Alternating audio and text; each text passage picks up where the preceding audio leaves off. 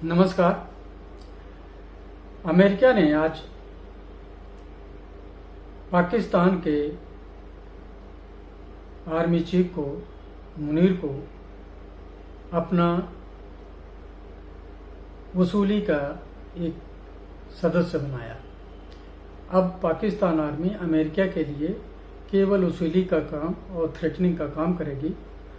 और इसका उदाहरण यह है कि अमेरिका में मुनीर भारत को परमाणु बम की धमकी देता है और यहाँ के बांध जो बनने वाले हैं उनको उड़ाने की अपनी मिसाइलों से धमकी देता है।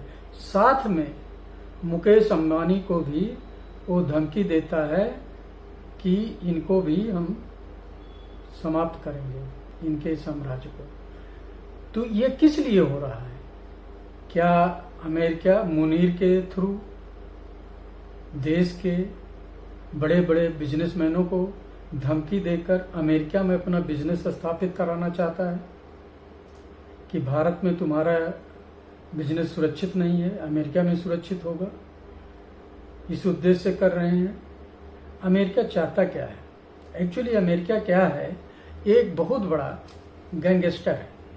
उसका रीजन आप देखिए, यूएन में 195 देश हैं, जिसमें से 193 देश सदस्य हैं, 2 पर्यवेक्षक हैं। इसी तरीके से WTO में 166 देश हैं, जिसमें से यूनाइटेड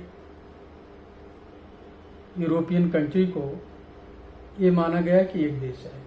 और WHO में 194 हैं।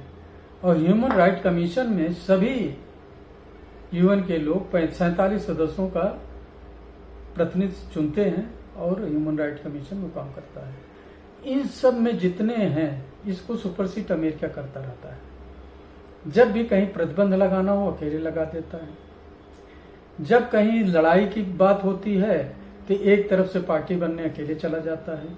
यूएन में नहीं पूछता कि हमें लड़ना चाहिए, हमें क्या बोलना चाहिए, क्योंकि दूसरे देश का मामला है, हमारे देश से नहीं जुड़ा है। और धमकी देने में अमेरिका अकेले सबको धमकी देता है।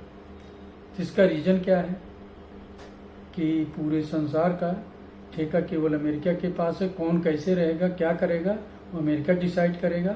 इसके साथ वार में सबसे पहले वो कल्प्रिट किसी को भी घोषित, वार कल्प्रिट किसी को घोषित कर देता है, जैसे अभी पुतिन जी को घोषित कराया था।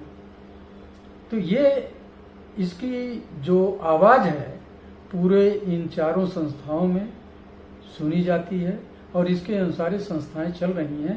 ये न्यूट्रलाइज होनी चाहिए, ये स्वायत्त होनी चाहिए। अमेरिका का इस पे इतना प्रभाव नहीं होना चाहिए कि भले वो कंट्रीब्यूशन बढ़ा दे, लेकिन इसका मतलब थोड़ी है कि वो पूरे वर्ल्ड में दादागिरी करता रहेगा। और उस दादागिरी के सहारे क्या वर्ल्ड के सारे बिजनेसमैनों को बाध्य करेगा कि अमेरिका में आए? उनको खतरा है? नहीं है तो उनका मुनीर जो है शूटर, पाकिस्तान आर्मी चीफ, वो थ्रेटनिंग देगा। ये अमेरिका के साख पर धब्बा है। अमेरिका जैसे प्रजातंत्र देश में यदि कोई जाके कहे कि हम परमाणु बम से आधी दुनिया समाप्त कर देंगे, भारत को भी समाप्त कर देंगे, तो हम कहेंगे अमेरिका का अब एक मूक स्वीकृति है। अमेरिका अब प्रजातंत्र देश नहीं रहा, ये आतंकवादियों का समर्थन करता हुआ देश हो गया है। अभी बलूचिस्तान को उन्होंने आतंकवादी, वहाँ के फ्रीडम फाइटरों को आतंकवादी घोषित कर दिया। एक देश में अगर किसी क्षेत्र में कुछ लोग अपनी आज़ादी के लिए, अपने अधिकार के लिए, जो उस देश का पार्ट नहीं था, जबरदस्ती बनाया गया, उसको अगर मांग रहे हैं तो मांग करने वाले आतंकवादी हैं। लेकिन भारत में आके अटैक करना उन मुनीर के शूटरों का जो आतंकवाद से जुड़े हुए हैं, वो उनके लिए शोभा देता है। वो उस मुनीर के साथ घूमते हैं, उस मुनीर की अपने यहाँ बुलाते हैं।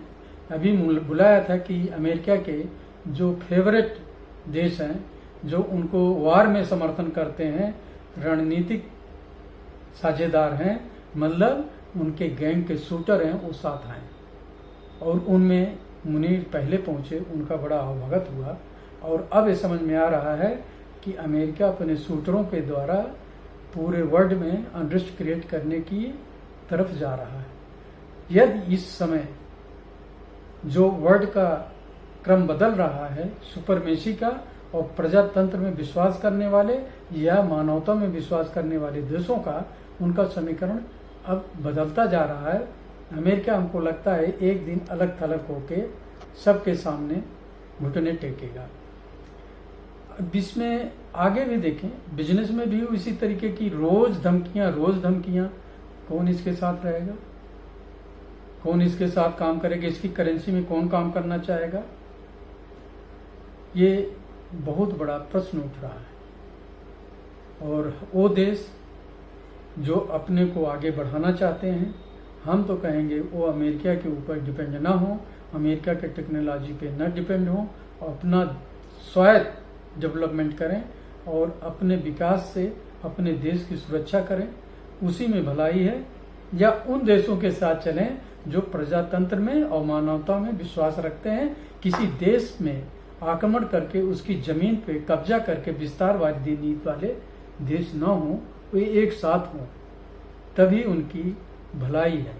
ऐसे में भारत जो एक प्रजातंत्र देश, जो किसी भी देश की जमीन पे अतिक्रमण नहीं करना चाहता और न करने की उसकी इच्छाएं रही और न होंगी, क्योंकि यहाँ प्रजातंत्र में कोई गलत काम होता है तो विपक्ष उसको उठाता है और आवाज बन के दूसरी तरफ से खड़ा हो जाता है।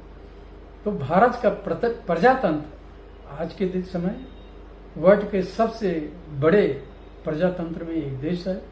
इसमें सभी वर्ल्ड के जो प्रजातंत्र और मानवता में विश्वास करते हैं, जनता की भलाई के लिए, वो एक झंडे के नीचे, अमेरिका से हटकर एक झंडे के नीचे आने से उनका फायदा होगा।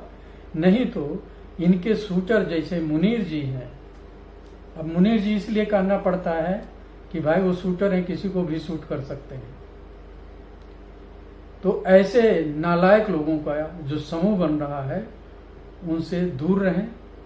और एक नया इन्होंने, अमेरिका ने यहाँ पर अपनी रणनीति तैयार की है कि एशिया, मध्य एशिया को अनरेस्ट क्रिएट करने के लिए, क्योंकि वो ईरान पे सफल नहीं हो रहे हैं, उनका इजराइल जो है वो कहीं न कहीं कमज़ोर पड़ रहा है, अरब कंट्री ऐसे मामलों में साथ नहीं दे रही हैं, मुस्लिम कंट्रियां भी विचार कर रही हैं कि उनके साथ रहें या ना रहें।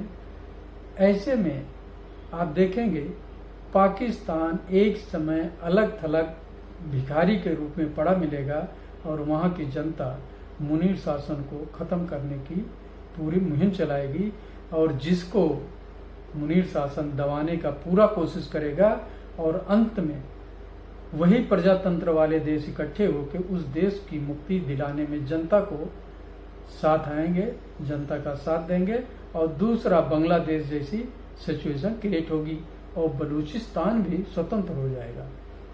इसमें आप देखें असर डालने वाले देश कौन से होंगे? अफगानिस्तान भी उससे इफेक्टेड है, ईरान मुसीबत में उनके साथ है, लेकिन दिल्ली साथी नहीं है और कब पलटेंगे पाकिस्तान, ये कोई भरोसा नहीं है। इसके साथ आप अरब के बहुत सारी कंट्री हैं जो मेरिट डिमेरिट पर डिसीजन लेती हैं, वो पाकिस्तान के साथ नहीं आएंगी क्योंकि वो उनको मानवता में विश्वास है। और भारत का कर्तव्य है देश की जनता के हित में अमेरिका के साथ जितने कम से कम संबंध और व्यापार रखें उतना ही उचित है।